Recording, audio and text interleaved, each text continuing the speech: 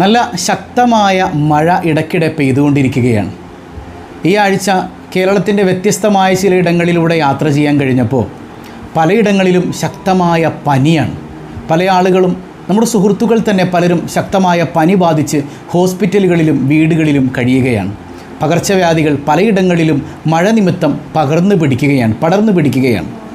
നമ്മുടെ വീടുകളിലേക്ക് പകർച്ചവ്യാധികൾ കടന്നു വരാതിരിക്കാൻ അത്ഭുതം നിറഞ്ഞ ചില അദ്കാറുകൾ ഞാൻ നിങ്ങൾക്കിന്ന് പഠിപ്പിച്ചു തരാം. മനോഹരമായ ഈ ദിക്ർ നിങ്ങളുടെ വീട്ടിൽ എഴുതി വെച്ചാൽ, വാതിലിൻ്റെ ഭാഗത്ത് എഴുതി വെച്ചാൽ ആ വീട്ടിലേക്ക് പകർച്ചവ്യാധികൾ കയറുകയില്ലത്രേ. അള്ളാഹുവിൻ്റെ സ്വാലിഹീങ്ങൾ പഠിപ്പിക്കുന്നുണ്ട്. അതുപോലെ മാരകമായ രോഗങ്ങൾ, ക്യാൻസർ അടക്കമുള്ള രോഗങ്ങൾക്ക് ശമനം ലഭിക്കാൻ എല്ലാ മരുന്നുകളും കഴിക്കുന്നതോടൊപ്പം ഒരു മനോഹരമായ ആയത്ത് നിങ്ങളൊന്ന് പതിവാക്കി നോക്കണേ. ആ ആയത്തിലൂടെ അള്ളാഹു റബ്ബുൽ ആലമീൻ ശിഫ തരുമെന്ന് അള്ളാഹുവിൻ്റെ അയിമ്മത്തുകൾ പഠിപ്പിക്കുന്നുണ്ട്. അതുപോലെ ഈ എഴുതി വെക്കുന്നതിലൂടെ നിങ്ങൾക്ക് പകർച്ചവ്യാധികൾ പടരില്ല എന്ന് മാത്രമല്ല, നമ്മുടെ മക്കൾ സ്വാലിഹീങ്ങളാകാനും കുടുംബത്തിൽ സമാധാനം നിറയാനും സാമ്പത്തിക അഭിവൃദ്ധി ഉണ്ടാകാനും എല്ലാത്തിനും ഉപകരിക്കുമെന്നുള്ളതാണ്. അപ്പോൾ അതൊക്കെ പഠിക്കാൻ അള്ളാഹു തൗഫീക്ക് നൽകട്ടെ. സ്വബാഹുൽ ഖൈറുമായി ബന്ധപ്പെട്ട് വളരെ പ്രധാനപ്പെട്ടൊരു വിഷയം നിങ്ങളുമായി എനിക്ക് പങ്കുവെക്കാനുണ്ട്. വളരെ സങ്കടമുണ്ട്, എന്നാലും ഇൻഷാ അല്ലാഹ് ആ വിഷയം ഞാൻ ലാസ്റ്റ് നിങ്ങളോട് പറയും. 5000 രൂപ സമ്മാനമായി ലഭിക്കുന്ന ചോദ്യം വീഡിയോയിലുണ്ട്. മുഴുവനായി കാണുക, ഉത്തരം കമൻറ്റ് ചെയ്യുക, നാമുമായി ബന്ധപ്പെട്ട എല്ലാവരിലേക്കും ഷെയർ ചെയ്ത് കൊടുക്കുക. അല്ലാഹു റബ്ബുൽ ആലമീൻ അവൻ്റെ യഥാർത്ഥ മുത്തഖീങ്ങളിൽ നാം ഏവരെയും ഉൾപ്പെടുത്തി അനുഗ്രഹിക്കുമാറാകട്ടെ. അസ്സലാമു അലൈക്കും വറഹ്മത്തുള്ളാഹി വബറകാതുഹു. ഏറെ സ്നേഹം നിറഞ്ഞ എൻ്റെ പ്രിയ സഹോദരങ്ങളെ, എന്തൊക്കെയുണ്ട് എല്ലാവരുടെയും വിശേഷം? സന്തോഷമല്ലേ? എവിടെ പുഞ്ചിരിച്ചുകൊണ്ടൊരു ഹംദ് പറഞ്ഞ് അൽഹംദുലില്ലാഹി റബ്ബിൽ ആലമീൻ. മാഷാ അല്ലാഹ്. ഈ ഒരു ഹംദിൻ്റെ ബറക്കത്ത് കൊണ്ട് ഹൃദ്യമായൊരു പ്രഭാതവും അതിമനോഹരമായൊരു ദിവസവും സമ്മാനമായി തന്ന് കരുണക്കടലായ റബ്ബുൽ ആലമീൻ നമ്മെ അനുഗ്രഹിക്കുമാറാകട്ടെ. നമ്മുടെ സങ്കടങ്ങളെല്ലാം അള്ളാഹു തീർത്തു തരുമാറാകട്ടെ. എന്താണ് ഉസ്താദേ സ്വബാഹുൽ ഖൈർ നിർത്തുന്നു എന്ന് പറഞ്ഞിട്ടൊരു സംഗതി ഇങ്ങനെ തമ്പനയിൽ കണ്ടു? എന്താണതിൻ്റെ യാഥാർത്ഥ്യം? സംഗതി വിഷമമുള്ള കാര്യമാണെങ്കിലും നിങ്ങളുമായി അവസാനം അത് പങ്കുവെക്കാം. സ്വബാഹുൽ ഖൈർ നമുക്കൊരു സന്തോഷം തന്നെയാണല്ലേ. സ്വബാഹുൽ ഖൈറിൽ പങ്കെടുത്തതിന് ശേഷം ജീവിതം മാറി മറിഞ്ഞു എന്ന് പറഞ്ഞ ഒരുപാട് ആളുകളുണ്ട്.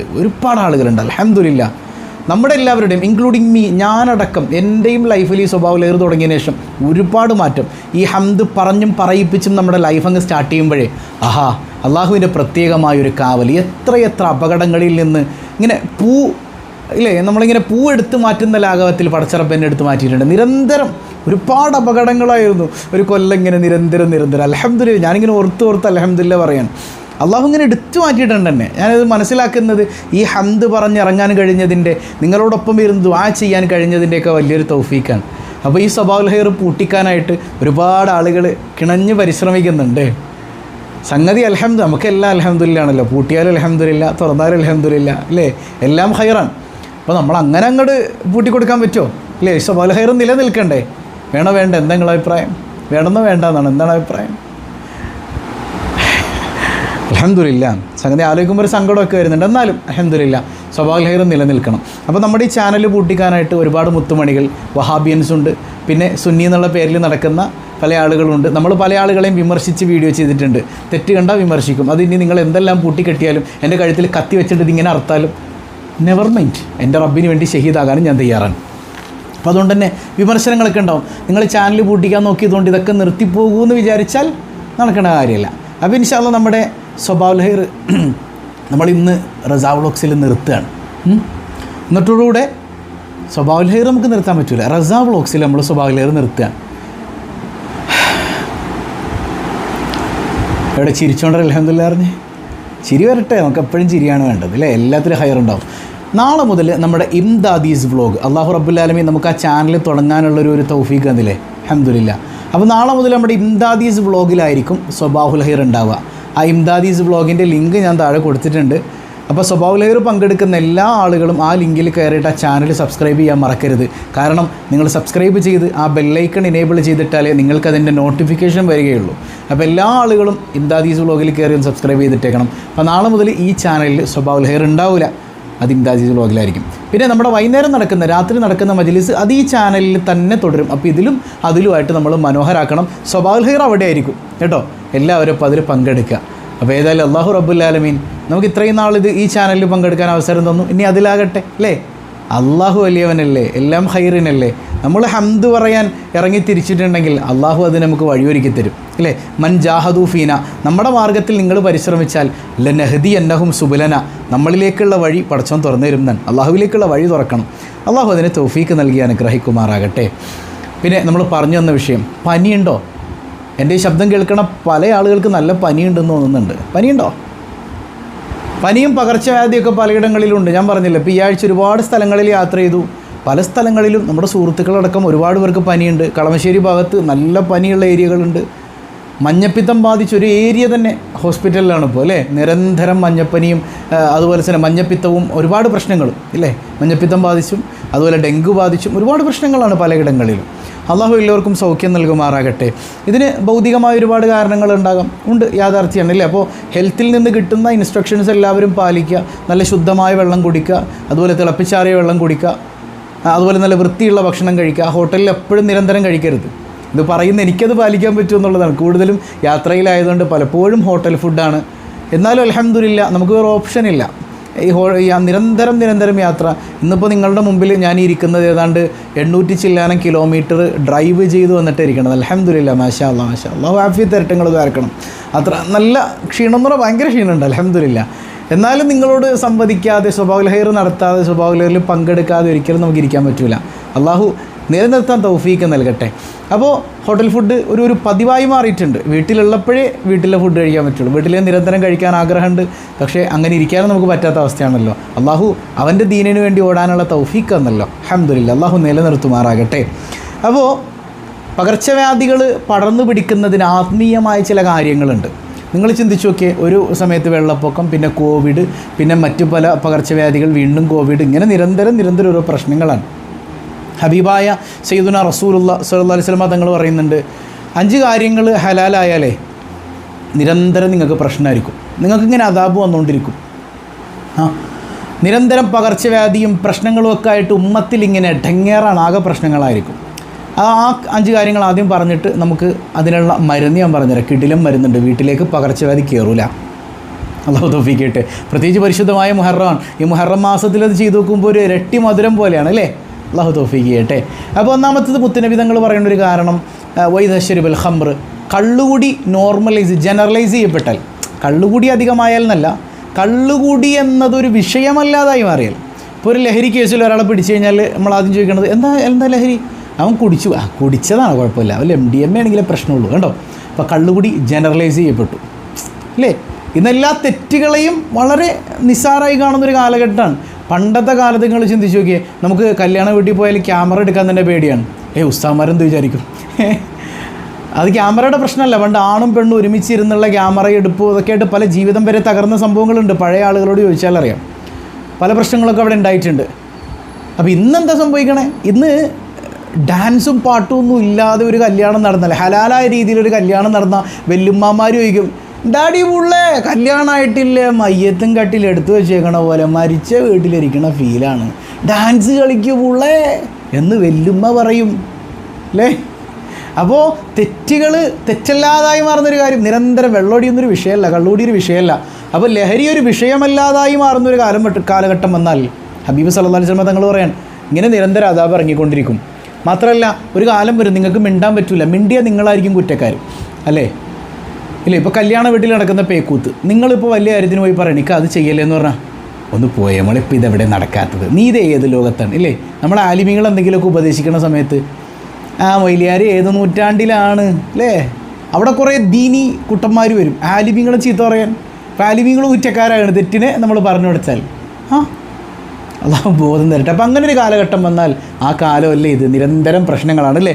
രണ്ടാമത്തും നോക്കിയേ, വയത്തഹദൽ ഖിയാൻ, പെൺകുട്ടികൾ നിരന്തരം ഡാൻസ് കളിക്കുന്ന കാലഘട്ടം വന്നാൽ. അപ്പോൾ ആൺകുട്ടികൾ ഡാൻസ് കളിച്ചാൽ കുഴപ്പമുണ്ടോ ഉസ്താദേ? ചോദ്യം ഒരു കടിയിൽ. ആൺകുട്ടികളും ഡാൻസ് കളിച്ചാൽ പ്രശ്നമാണ്. ഇത് പെൺകുട്ടികൾ ഔറത്താണ്, മനസ്സിലാവുന്നുണ്ട്. അവർ ഔറത്തും വെളിവാക്കിയിട്ട് ഡാൻസും പേക്കൂത്തും. അപ്പോൾ ഇൻസ്റ്റ നോക്കിക്കഴിഞ്ഞാൽ മുഴുവൻ പെൺകുട്ടികളുടെ ഡാൻസാണ്. ഞങ്ങൾ ഡാൻസ് കളിച്ചില്ലോ, പിന്നെ സേവ് ദ ഡേറ്റ് എന്ന് പറഞ്ഞിട്ട് ചെക്കൻ ഇങ്ങനെ വിരൽ പിടിക്കും, പെണ്ണ് ഇവിടെ കിടന്ന് ഇങ്ങനെ കറങ്ങും. പിന്നെ തൊട്ടത് കല്യാണം കഴിയണതിന് മുമ്പ് ഈ ചെക്കൻ്റെ വിരൽത്തുമ്പിൽ കിടന്ന് കറങ്ങാനായിട്ട് നിന്നോട് ആരാ പറഞ്ഞത്? അങ്ങനെ കല്യാണം കഴിച്ച് ഈ വിരൽത്തുമ്പി കിടന്ന് കറങ്ങിയ പെണ്ണ് അള്ളാഹുവിൻ്റെ പൊരുത്തമൊന്നും ഇല്ലാണ്ട് ആ കല്യാണത്തിലൂടെ കടന്ന് പിന്നെ കല്യാണം കഴിഞ്ഞ് 1-2 കൊല്ലം കഴിയുമ്പോഴത്തേക്കും പിന്നെ അത് ഇങ്ങനെ നടന്ന് കറങ്ങേണ്ടി വരും. അന്ന് ആരും ഉണ്ടാവില്ല നോക്കാൻ. അള്ളാഹിനെയും വേണ്ട, റസൂലിനെയും വേണ്ട, ആലിമീങ്ങൾ പറയണ കേൾക്കുകയില്ല, എല്ലാവരും ചീത്തയും പറഞ്ഞുകൊണ്ട് ഇവളിങ്ങനെ കറങ്ങ. ആ മറ്റേ സാധനം ഉണ്ടല്ലോ, എന്താണത് ആ പാട്ടെങ്ങനെയാണ്, ഞാൻ മറന്നുപോയി. എങ്ങനെ മറ്റേ കല്യാണ പെണ്ണ് ഇങ്ങനെ നടന്നു വരുമ്പോൾ ചെക്കനെങ്ങനെ നോക്കിയിട്ട് ഇങ്ങനെയൊക്കെ ഇട്ട് കാണിക്കില്ല, ഇങ്ങനെ എന്താ പാട്ടിൻ്റെ പേരെന്തായിരുന്നു, ഇങ്ങനെ നീ എൻ്റെ, അതാണോ പാട്ട്? ഞാൻ മറന്നുപോയി. നിങ്ങൾ കമൻറ്റ് ചെയ്യുമെന്ന് എനിക്കറിയാം.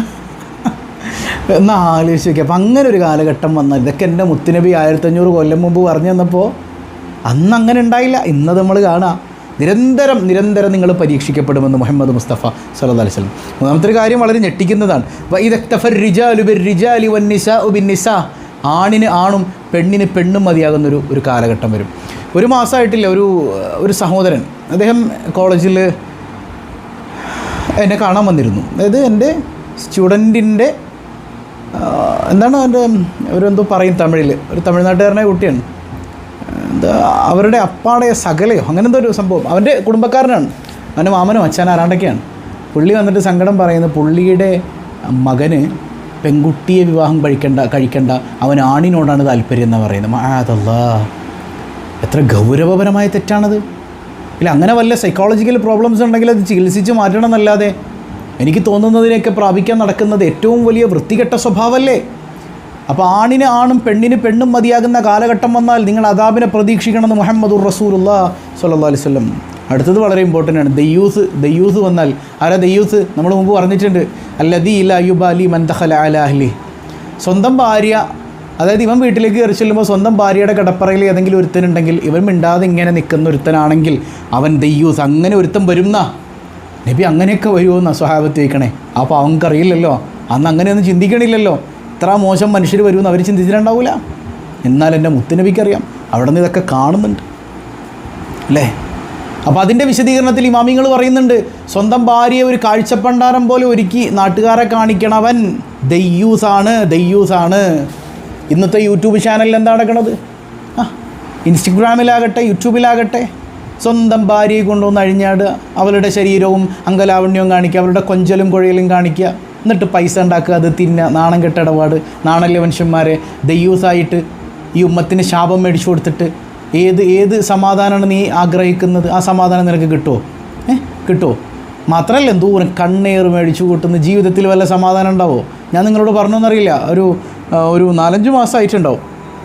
മറ്റൊരു വീഡിയോയിൽ ഞാൻ പറയണമെന്ന് കരുതിയതാണ്.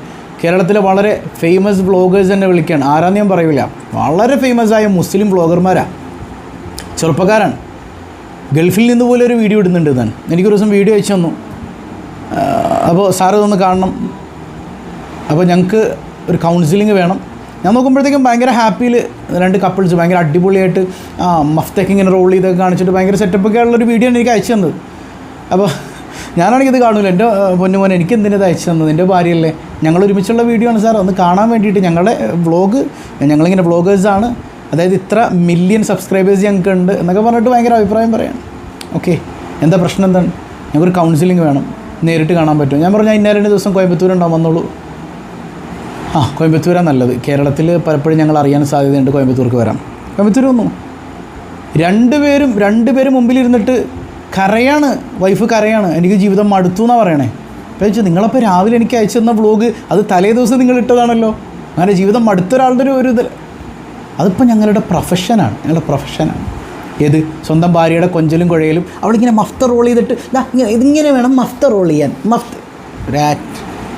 എടോ, ഇതൊക്കെ ഒരു ഹിജാബ് റസൂലുള്ളാഹി സ്വല്ലല്ലാഹു അലൈഹി വസല്ലം തങ്ങൾ പഠിപ്പിച്ചത് പെണ്ണിൻ്റെ ഔറത്താണ്.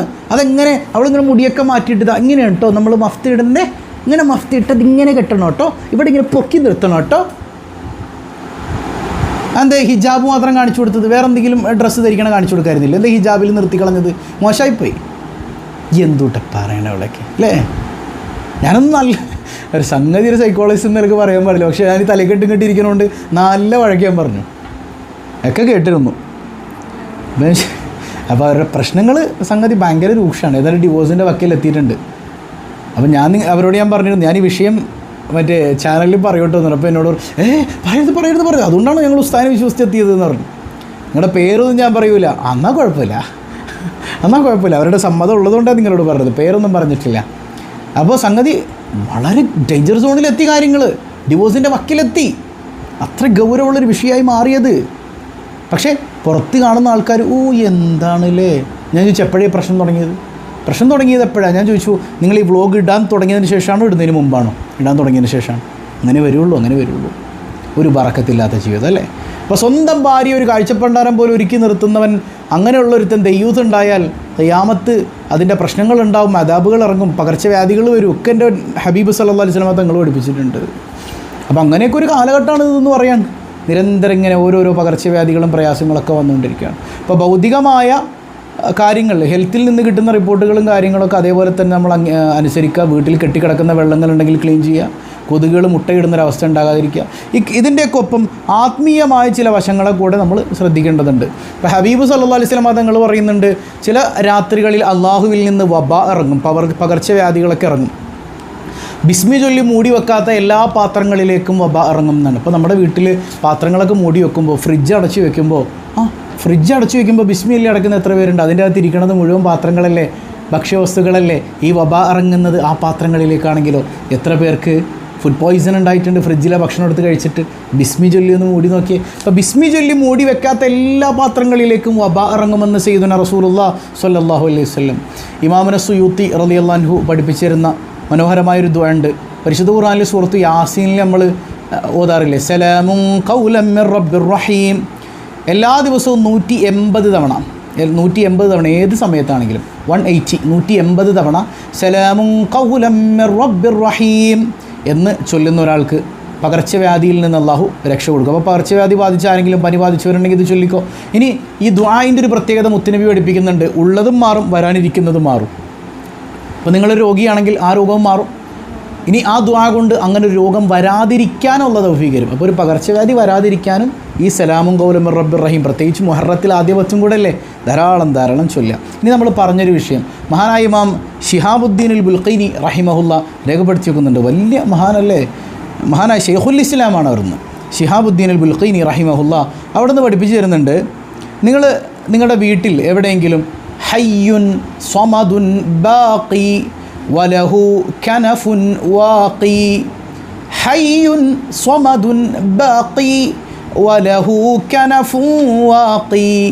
അള്ളാഹുവിൻ്റെ മനോഹരമായ ഇസ്മുകൾ അടങ്ങിയ ആ പ്രാർത്ഥന, അത് വല്ലാത്തൊരു പ്രാർത്ഥന തന്നെയാണ്. നമ്മൾ ഖുത്ബിയത്തിലൊക്കെ ചൊല്ലാറില്ലേ, ഹയ്യുൻ സമദുൻ ബാഖി വലഹു കനഫുൻ വാഖി.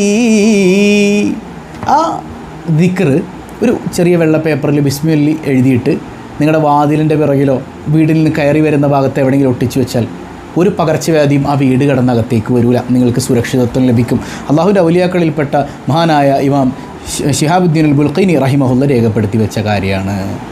ഇത് എഴുതി വെച്ചുള്ള ഗുണം വെച്ചാൽ ദാരിദ്ര്യത്തിൽ നിന്ന് കാവലാണ്, മക്കൾ വഴിതെറ്റുന്നതിൽ നിന്ന് കാവലാണ്, അതുപോലെ തന്നെ സാമ്പത്തിക അഭിവൃദ്ധി ഉണ്ടാകാനും നല്ലതാണ്. അങ്ങനെ എല്ലാ പ്രശ്നങ്ങൾക്കും പരിഹാരമാണ് ഈ എഴുത്തുന്നായി പറയണേ. അപ്പം ചെയ്തു പോയി കൂടെ, ചെയ്യണം എന്ന് തന്നെ ചെയ്യണം. ഹയ്യുൻ സ്വമദുൻ ബാഖി വലഹു കനഫുൻ വാഖി. ഇതൊക്കെ എഴുതുമ്പോൾ ബിസ്മി ചൊല്ലി ഖിബലക്ക് അഭിമുഖമായിരുന്ന് എല്ലാ ഷർറുകളും നീങ്ങിക്കിട്ടണം. അള്ളാഹുവിനെ കൽബിൽ കൊണ്ടുവന്ന് നല്ല ബോധ്യത്തിൽ എഴുതണം കേട്ടോ. അള്ളാഹു തൗഫീഖ് ചെയ്യട്ടെ. ഒരു കാര്യം കൂടെ പറഞ്ഞുതരാം, പലരും ക്യാൻസർ പേഷ്യൻസ് ഈ കൂട്ടത്തിലുണ്ട്, മാരക രോഗങ്ങൾ കൊണ്ട് ബുദ്ധിമുട്ടുന്നവരുണ്ട്. അതിൽ നിന്നൊക്കെ സുരക്ഷിതത്വം ലഭിക്കാനായിട്ട് നിങ്ങൾ പതിവായി ഓതേണ്ട എല്ലാ മെഡിസിനൊക്കെ കഴിക്കണം കേട്ടോ. മെഡിസിനൊക്കെ കഴിക്കുന്നതോടൊപ്പം ഒരു 3 സൂറത്തുകളിൽ നിന്നുള്ള ആയത്തുകൾ ഞാൻ പറഞ്ഞുതരാം. പതിവായി ഓതിയാൽ വളരെ നല്ലതാണ്. അള്ളാഹു സൗഖ്യം നൽകട്ടെ. സൂറത്തുൽ ഖസസിലെ 22-ാമത്തെ ആയത്ത് മുതൽ 28-ാമത്തെ ആയത്ത് വരെ, 22, 23, 24, 25, 26, 27, 28 7 ആയത്തുകൾ അല്ലേ, 22 മുതൽ 28 വരെ. ولما توجه تلقاء مدين قال عسى ربي أن يهديني سواء السبيل എന്ന് തുടങ്ങുന്ന 22-ാമത്തെ ആയത്ത് മുതൽ 28-ാമത്തെ ആയത്ത് വരെ സൂറത്തുൽ ഖസസിൽ നിന്ന് ഓതുക.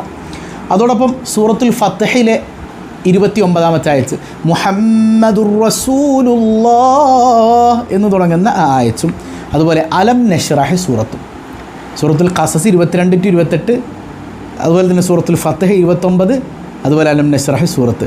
ഇത് മഗ്രിബിൻ്റെയും ഇശാഇൻ്റെയും ഇടയിൽ പതിവായി ഒരു 11 പ്രാവശ്യം ഓതുക. ശരീരത്തിൽ തടവുക, വെള്ളത്തിൽ മന്ത്രിച്ച് കുടിക്കുക, അങ്ങനെയൊക്കെ ചെയ്താൽ വലിയ മാരകമായ രോഗങ്ങളിൽ നിന്ന് പോലും അള്ളാഹു കാവൽ തരുമെന്നുള്ളത് ഉറപ്പാണ്. അള്ളാഹു തൗഫീക്ക് നൽകട്ടെ. പിന്നെ സ്വഭാവുൽ ഖൈറിൻ്റെ കാര്യം നമ്മൾ പറഞ്ഞു. ഇന്നത്തോടുകൂടെ ഈ ചാനലിലെ സ്വഭാവുൽ ഖൈർ നമ്മൾ നിർത്തുകയാണ്. നാളെ മുതൽ എവിടെയാണ്? ഇംദാദീസ് വ്ളോഗിലാണ് സ്വഭാവുൽ ഖൈർ ഉണ്ടാവുക. അതിൻ്റെ കാരണമൊക്കെ നമ്മൾ പഠിച്ചു. ഏതായാലും അവർക്ക് അതിലൂടെ സന്തോഷം കിട്ടും. നമ്മുടെ ചാനൽ പൂട്ടിക്കാൻ ശ്രമിച്ചവർക്ക് അതിലൂടെ സന്തോഷം കിട്ടുകയാണെങ്കിൽ സന്തോഷം കിട്ടട്ടെ. അള്ളാഹു നമുക്ക് അവർക്കൊക്കെ സന്തോഷം തരട്ടെ. നമ്മൾ ആർക്കും എതിരായിട്ടൊന്നും ദ്വാരക്കാൻ പാടില്ല. അവരുടെ സന്തോഷം അതാണെങ്കിൽ അള്ളാഹു അവർക്ക് സന്തോഷം കൊടുക്കട്ടെ. നമ്മുടെ സന്തോഷം സ്വഭാവുൽ ഖൈർ നിലനിൽക്കണം എന്നുള്ളതാണ്. അതുകൊണ്ട് നാളെ മുതൽ നമുക്ക് ഇംദാദീസ് വ്ളോഗിലാക്കണം. പിന്നെ 7:15 മജ്ലിസ് അത് ഈ ചാനലിൽ തന്നെ ആയിരിക്കും തൽക്കാലം. അപ്പോൾ അതിലും എല്ലാവരും പങ്കെടുക്കുക. പാവപ്പെട്ട യത്തീമായ കുഞ്ഞിനെ സഹായിക്കുന്ന വിഷയം പറഞ്ഞു. പലരും ഹദിയ ചെയ്തിട്ടുണ്ട്. അള്ളാഹു അതൊക്കെ സ്വീകരിക്കട്ടെ. നല്ലൊരു ഹദിയ ചെയ്യാൻ കഴിയുന്നവരൊക്കെ ഉണ്ടെങ്കിൽ അറിയിക്കണം കേട്ടോ. യത്തീമായൊരു കുഞ്ഞു മുതൽ പാവപ്പെട്ടൊരു ഉസ്താദും കഴിയുന്നവരൊക്കെ അതിലേക്ക് ഹദിയ ചെയ്യുക. അതുപോലെ നമ്മൾ കഴിഞ്ഞ ദിവസം ചോദിച്ചു 5000 രൂപ സമ്മാനത്തിനുള്ള ചോദ്യം എന്തായിരുന്നു? മുഹറം എന്നീ മാസത്തിന് പേര് വെച്ചത് ആരാണ്? ഒരുപാട് ആളുകൾ ഉമർ റളിയല്ലാഹുവിൻ്റെ പേര് എഴുതിയിട്ടുണ്ട്. തെറ്റാണ്. ഉമർ റളിയല്ലാഹു അൻഹു ഹിജ്രി കാലണ്ടർ ഉണ്ടാക്കിയ ആളാണ്. സയ്യിദുനാ ഉമർ റളിയല്ലാഹു അൻഹു. മുഹറം എന്ന് നാമകരണം ചെയ്തത് അത് അള്ളാഹുവാണ്. അള്ളാഹു തന്നെയാണ് ആ പേര് വെച്ചത്. മാസങ്ങളുടെ മുഴുവൻ പേരും വെച്ചത് അള്ളാഹുവാണ്. എൻ്റെ മുത്തുനബി പറഞ്ഞു തന്നിട്ടുണ്ടെങ്കിൽ അത് എവിടെ നിന്ന് കിട്ടിയതാ? അള്ളാഹുവിൽ നിന്നാണ്. അപ്പോൾ അള്ളാഹുവാണ്. വളരെ കുറച്ച് ആളുകൾ ഉത്തരം ചെയ്തിട്ടുണ്ട്. അള്ളാഹു ബർക്കത്ത് ചെയ്യട്ടെ. 5000 രൂപ സമ്മാനത്തിനുള്ള ഇന്നത്തെ ചോദ്യം സിമ്പിളാണ്. ബദരീങ്ങൾ ഇല്ലേ? ബദരീങ്ങളാൽ ചുണറബ്ബന എന്ന് പാടിക്കേ. എല്ലാ ബലാവും ആഫത്തും ഇടങ്ങേറുകൾ മുസീബത്തും ബദരീങ്ങളെ ബറക്കത്തിനാലമൈ കാക്കണം യാ റബ്ബനാ. ലാ ഇലാഹ ഇല്ലല്ലാഹു ലാ ഇലാഹ ഇല്ലല്ലാഹ് ലാ ഇലാഹ ഇല്ലല്ലാഹു മുഹമ്മദുർ റസൂലുള്ളാഹ്. അള്ളാഹു സ്വീകരിക്കട്ടെ. അപ്പോൾ ബദരീങ്ങൾ, ബദർ ശുഹദാക്കൾ ഇല്ലേ? ബദരീങ്ങളെക്കുറിച്ച് നമുക്കറിയാം അല്ലേ? ബദരീങ്ങളുടെ നേതാവിൻ്റെ പേരെന്താണ്? എന്താണ് ചോദ്യം? ബദരിൽ പങ്കെടുത്ത ബദരീങ്ങളുടെ നേതാവിൻ്റെ പേരെന്താണ്? കമൻറ്റ് ചെയ്യുക. അള്ളാഹു എല്ലാവർക്കും ഖൈറും ബറക്കത്തും നൽകുമാറാകട്ടെ. പതിവായി ചൊല്ലുന്ന ദിക്ർ സുബ്ഹാനല്ലാഹി വബിഹംദിഹി അദദ ഖൽഖിഹി വറിളാ നഫ്സിഹി വസിനത അർശിഹി വമിദാദ കലിമാതിഹി സുബ്ഹാനല്ലാഹി വബിഹംദിഹി അദദ ഖൽഖിഹി വറിളാ നഫ്സിഹി വസിനത അർശിഹി വമിദാദ കലിമാതിഹി സുബ്ഹാനല്ലാഹി വബിഹംദിഹി عدد خلقه ورضا نفسه وزنة عرشه ومداد كلماته. الحمد لله رب العالمين. اللهم صل على سيدنا محمد وعلى آل سيدنا محمد. അർഹമുർ-റഹീമായ റബ്ബേ, ഈ സദസ്സ് നീ സ്വീകരിക്കണേ അല്ലാ. ഇതിൻ്റെ മിസ്ല സവാബ് അഷ്റഫുൽ ഖൽഖ് സല്ലല്ലാഹു അലൈഹി വസല്ലം തങ്ങളിലേക്ക് എത്തിക്കണേ അല്ലാ. അവിടുത്തെ മദദ് നൽകണേ അല്ലാ. ഞങ്ങളുടെ ഈ സ്വബാഹുൽ ഖൈർ ഖിയാമത്ത് വരെ നിലനിർത്തണേ അല്ലാ. ഇതിലൂടെ ഹംദ് പറയാൻ നീ തൗഫീക്ക് നൽകണേ അല്ലാ. പടച്ചോനെ, ഞങ്ങളുടെ ഈ ചാനൽ പൂട്ടിക്കാൻ ഒരുപാട് ആളുകൾ ശ്രമിച്ചു. നീ അവരെ നന്നാക്കണേ അല്ലാ. അവർക്ക് നീ സന്തോഷം കൊടുക്കണേ അല്ലാ. അവരീ സന്തോഷിക്കുന്നത് പോലെ നാളെ പരലോകത്തും സന്തോഷിക്കാനുള്ള അവസരം കൊടുക്കണേ അല്ലാ. പടച്ചവൻ അവരുടെ ജീവിതത്തിൽ ബറക്കത്ത് ചെയ്യണേ അല്ലാ.